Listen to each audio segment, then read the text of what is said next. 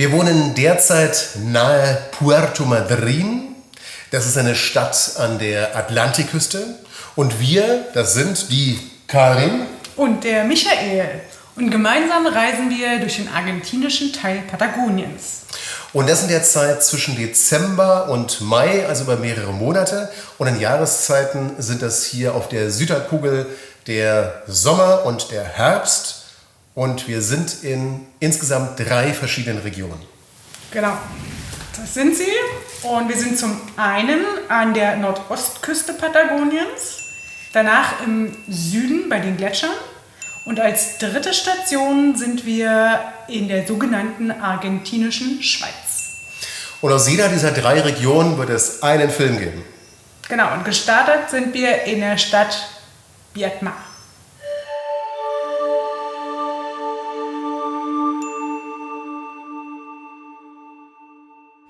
Die Region ist extrem dünn besiedelt. Umso verrückter ist, dass hier 2 Städte aufeinandertreffen. Hier drüben liegt Carmen de Patagones und auf der anderen Seite die Stadt Viedma. Und dazwischen fließt der gewaltige Rio Negro. Carmen de Patagones gilt als die schönere Stadt von beiden, aber Viedma ist die größere und bekanntere.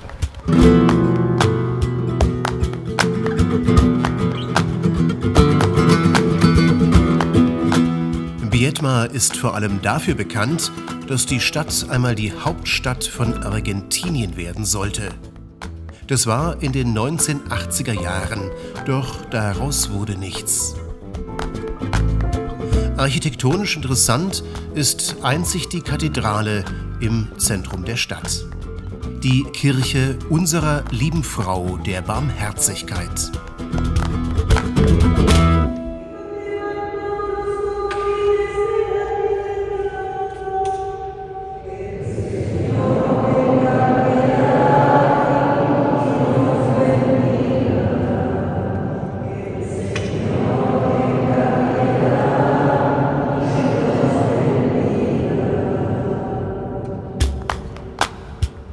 Ansonsten ist Viedma vor allem die Stadt am Fluss. Fast das gesamte Leben organisiert sich rund um den Rio Negro. Die Stadt gilt nicht als Reiseziel, wird von Touristen links liegen gelassen und vielleicht ist es genau das, was den Charme von Viedma ausmacht.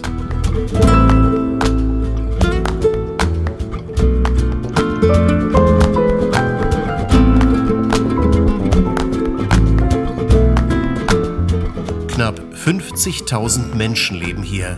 Und es gab einen besonderen Tag, an dem alle, aber auch wirklich alle Einwohner der Stadt das Gleiche taten. Der 18. Dezember 2022, 12 Uhr mittags argentinischer Zeit. Ein ganzes Land hält den Atem an.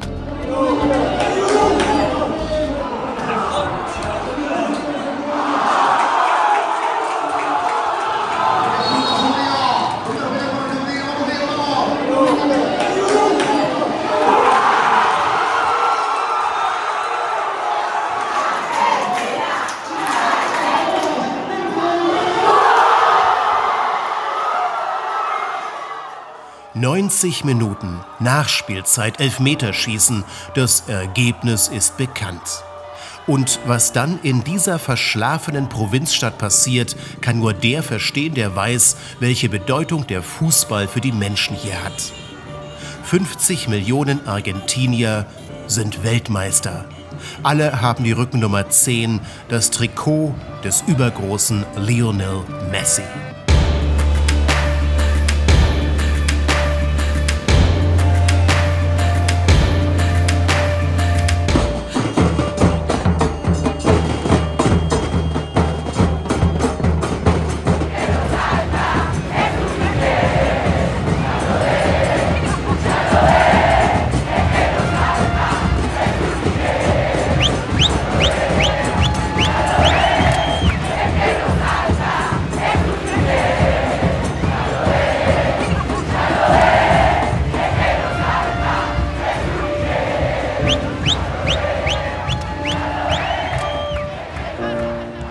Für die Argentinier war dieser 18. Dezember wie Weihnachten, Ostern und Geburtstag an einem Tag. Während Europa über eine WM im Winter schimpft, für die Menschen auf der Südhalbkugel war dieser Termin ein Sommerfest.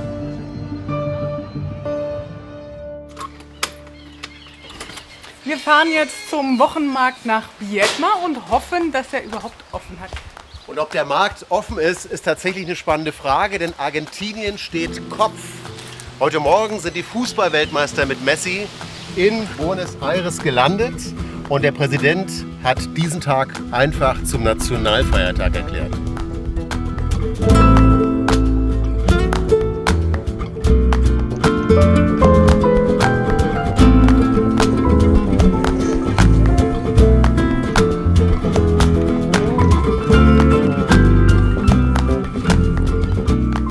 Die Sorge ist unberechtigt. Der Wochenmarkt in Viedma findet einfach immer statt.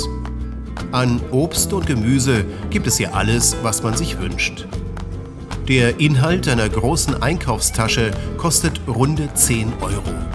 Alles andere kauft man in großen Supermärkten. Die Preise dort sind im Vergleich zu Deutschland nur unwesentlich geringer.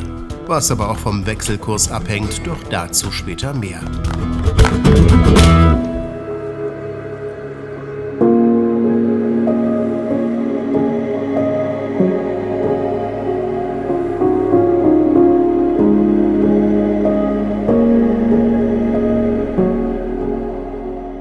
Wenn man sich fragt, wovon die Menschen hier leben, hilft ein Blick ins Umland. Landwirtschaft bis zum Horizont. Steiniger Boden, trockenes, windiges Klima. Dörnbuschsteppe ohne Bäume, das Land der Gauchos. Was hier herumläuft, landet später als Asado, als das berühmte argentinische Grillfleisch auf den Tellern der Welt.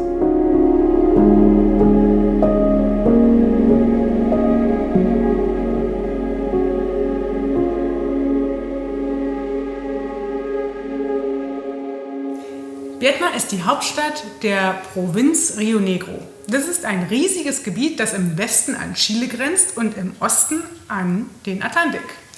Und ihren Namen verdankt die Provinz dem gleichnamigen Fluss Rio Negro, der durch den Norden von Patagonien fließt und nahe der Stadt Viedma in den Atlantik mündet. Dieser Fluss und die Küste sind Themen unseres nächsten Films.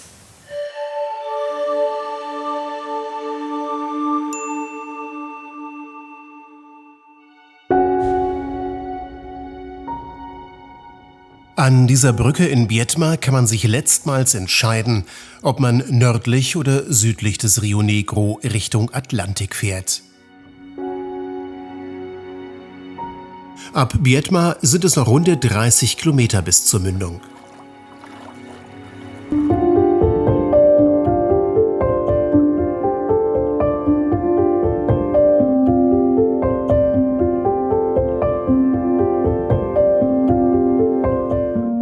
Wer erfolgreich über die Schotterpiste auf der Nordseite des Flusses zur Küste rumpelt, erlebt Strand ohne Menschen. Dafür mit vielen Vögeln. Gänse, Schwäne, sogar Flamingos.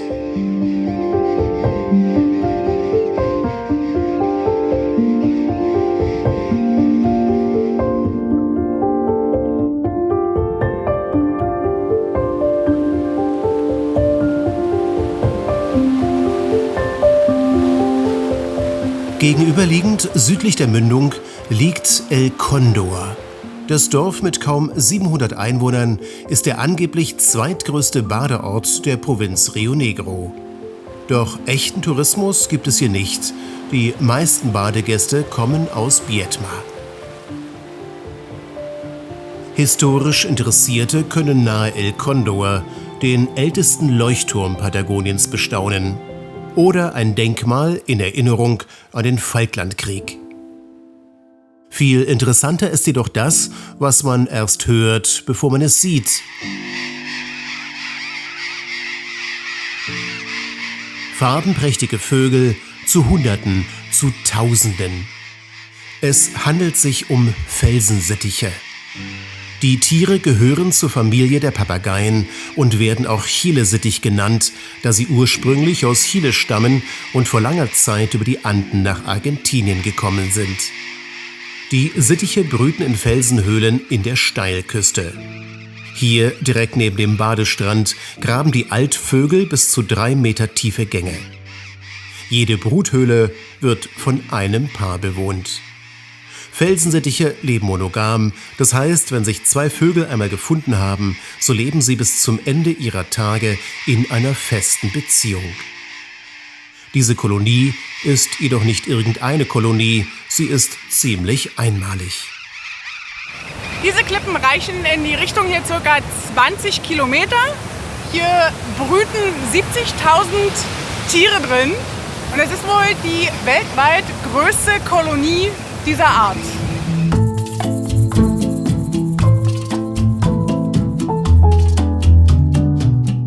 Wenn man vom Dorf El Condor an der Küste die Asphaltstraße Richtung Westen fährt, gibt es immer wieder Zugänge zur Küste. Mit romantischen Buchten und Stränden bis zum Horizont.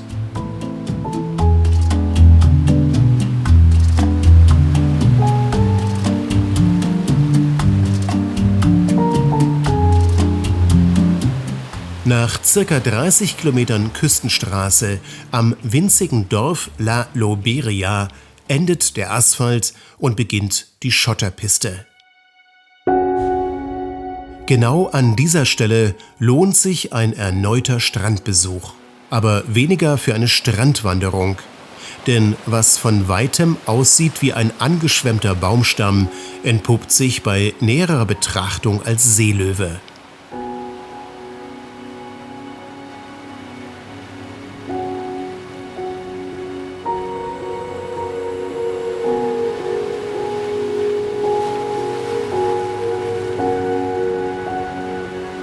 Das erste Tier mag man noch umgehen können, doch irgendwann ist Schluss. Hier lebt eine ganze Seelöwenkolonie mit zahlreichen Tieren. Der zweite Grund für einen Strandbesuch an dieser Stelle zeigt sich erst bei Ebbe.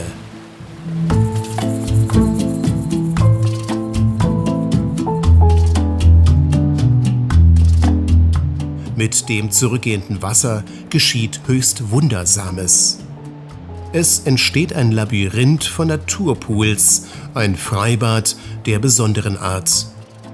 Die Argentinier, die natürlich wissen, wo es am schönsten ist, versammeln sich hier regelmäßig, um zu baden.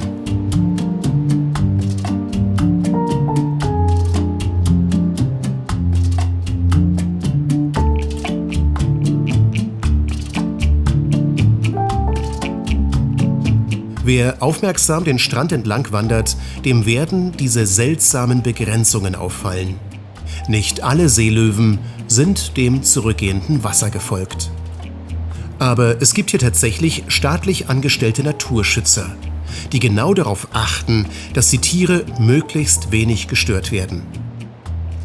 Und was wir auch beobachten konnten, Richtung Westen werden die Badegäste von einem freundlichen, aber energischen Mann der Naturwacht gestoppt. Denn, wie er uns erklärt, sind die Seelöwen in Paarungslaune, daher etwas aggressiv. Und für die Menschen, wie auch die Seelöwen, sei es besser, Abstand zu halten.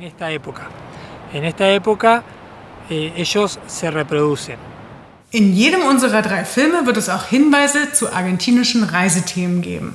Und da wir bisher noch nicht so viel erlebt haben und so viel berichten können, geht es diesmal nur um das Thema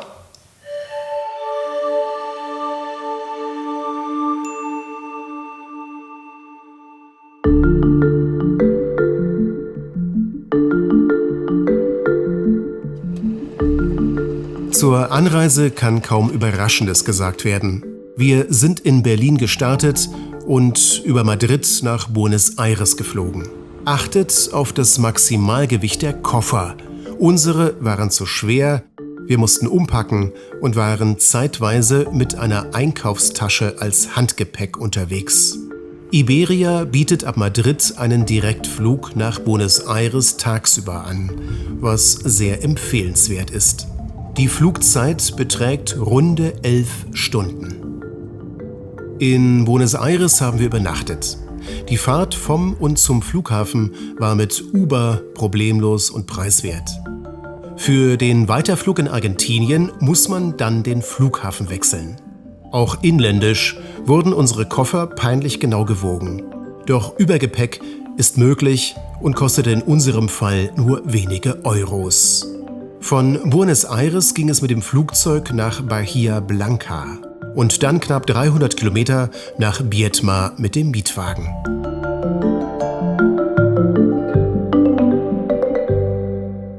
Nach unserer Zeit in Viedma sind wir mit dem Mietwagen hierher nach Porto Madryn gefahren. Das waren so rund 450 Kilometer und fast immer an der Küste entlang.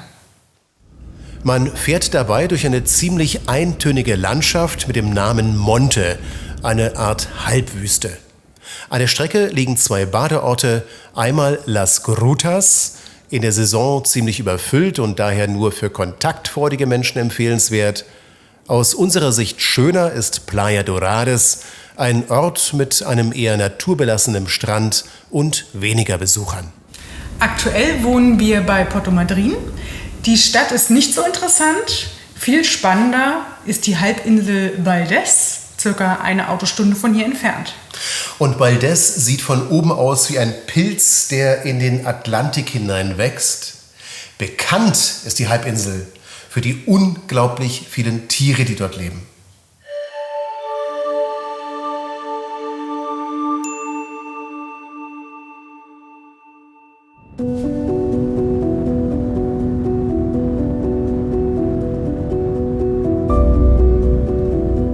Die Peninsula Valdés, so der Name im Spanischen, ist eine Halbinsel mit Eintritt. Eine Tageskarte für 2 Ausländer mit Pkw kostet umgerechnet runde 20 Euro.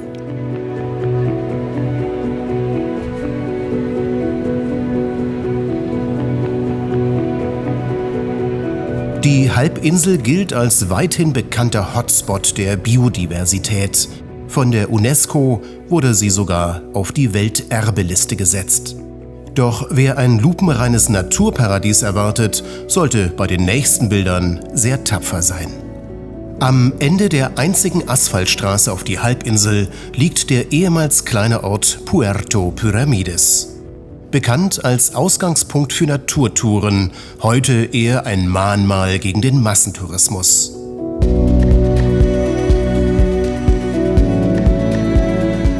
Wie so oft frisst der Erfolg seine eigenen Kinder.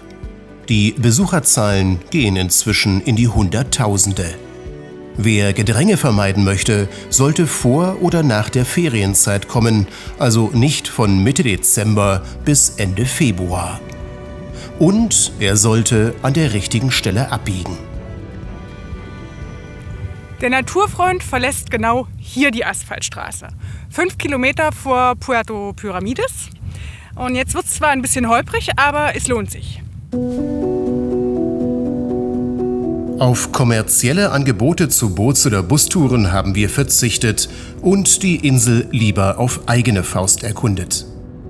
Dabei sollte man immer bedenken, Valdés ist mit rund 3600 Quadratkilometern fast doppelt so groß wie Teneriffa. Unser erstes Ziel eine Ranch im Norden. 70 Kilometer Schotterpiste, dann abbiegen und mehrere Gatter öffnen. Wir hoffen auf Penguin-Watching. Wir sind jetzt im äußersten Norden der Halbinsel angekommen, an der Estancia San Lorenzo, hier hinter mir. Und wenn man sich Pinguine anschauen möchte, dann kann man das hier tun. Dazu muss man sich aber einen Guide buchen.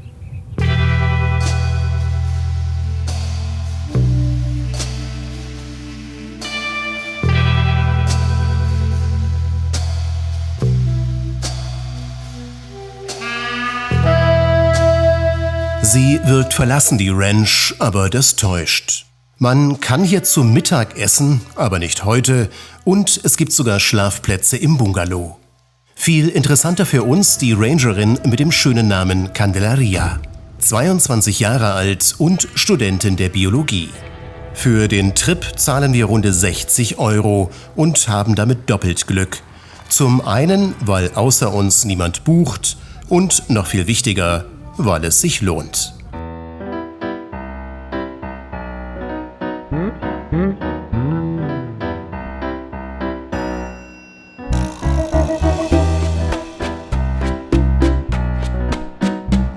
Pinguine sind neugierige Vögel und haben kaum Angst vor Menschen. Man vermutet, dass sie uns Zweibeiner für eine andere Pinguinart halten. Von Candelaria erfahren wir, dass hier Magellan-Pinguine brüten und die Kolonie seit Gründung in den 70er Jahren stetig wächst.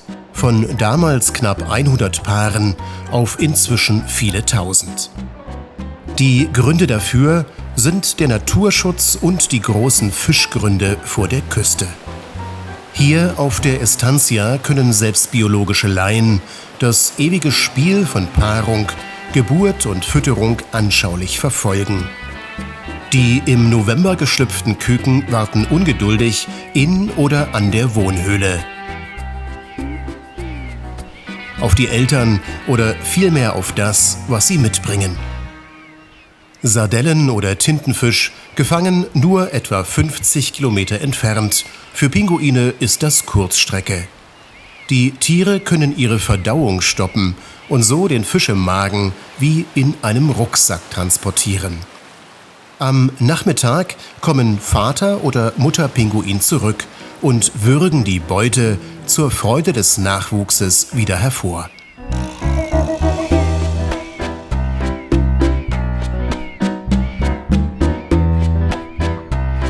Magellan-Pinguine legen und bebrüten 2 Eier.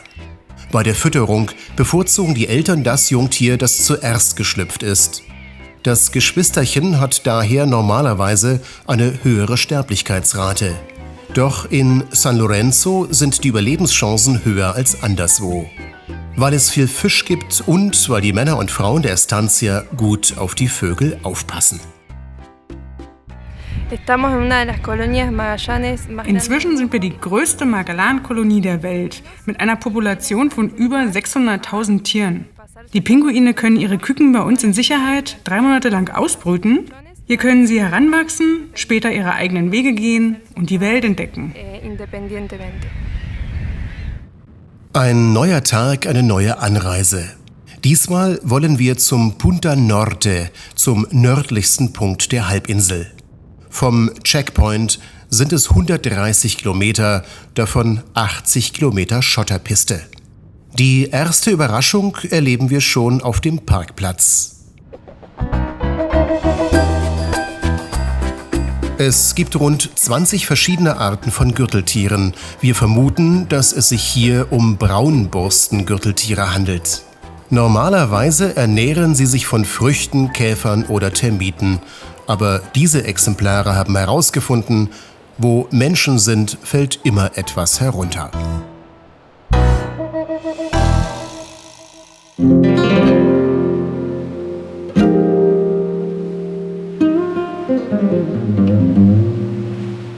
Die eigentliche Attraktion von Punta Norte sind jedoch diese Tiere. Gewaltige Seeelefanten, vor allem aber Seelöwen. Wobei die Bezeichnung Mähnenrobbe wohl korrekter wäre. Die Männchen werden bis zu 500 Kilogramm schwer. Jetzt in der Paarungszeit ist ihr Leben purer Stress. Über Monate bekommt so ein Bulle kaum Schlaf oder Nahrung. Tag und Nacht gilt es, den Harem von bis zu 18 Weibchen zusammenzuhalten. Weniger erfolgreiche Männchen leben abseits, mit weniger Weibchen, dafür viel entspannter. Zwischen Januar und Februar werden hier die Jungen geboren. Ein Ereignis, das man gut an den aufgeregten Möwenschwärmen erkennt. Die Vögel streiten um die nahrhafte Nachgeburt. Mit der richtigen Brennweite gelingen eindrucksvolle Tieraufnahmen. Vor allem zwischen März und April sind die Steh- und Sitzplätze beliebt. Dann ist Killerwalsaison. Einige besonders schlaue Orcas haben eine Technik des absichtlichen Strandens erlernt. Die riesigen Tiere kommen bis an und auf den Strand, um junge Seelöwen zu fressen. Wieder viel Schotter, viel Staub. Es ist unser 4. und letzter Tag auf der Halbinsel Valdés. Heute fahren wir eine Rundstrecke über den Mittelteil, runde 190 Kilometer, aber es ist die einzige Möglichkeit, an die Ostküste zu kommen.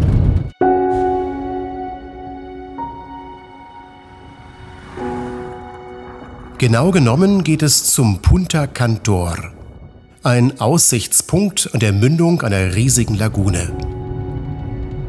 Das Gewässer erstreckt sich über eine Länge von 35 Kilometern, nur durch einen schmalen Landstreifen vom Atlantik getrennt.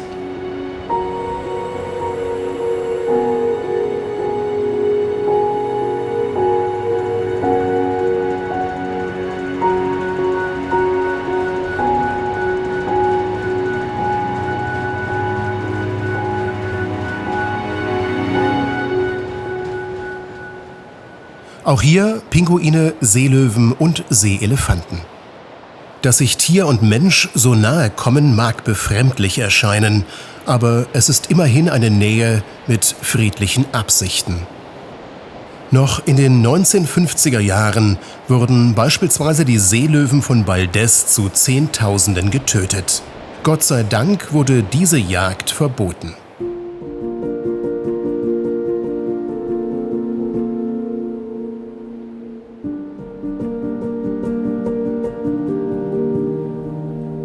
Berichtenswert über die Südroute sind noch zwei Besonderheiten. Erstens, es gibt zwei große Salzseen. Leider ohne Straßenzugang und Drohnenflüge sind auf Valdez verständlicherweise verboten. Und die Südroute ist herrlich einsam. Für die meisten Tagesbesucher ist die Strecke zu lang oder zu langweilig.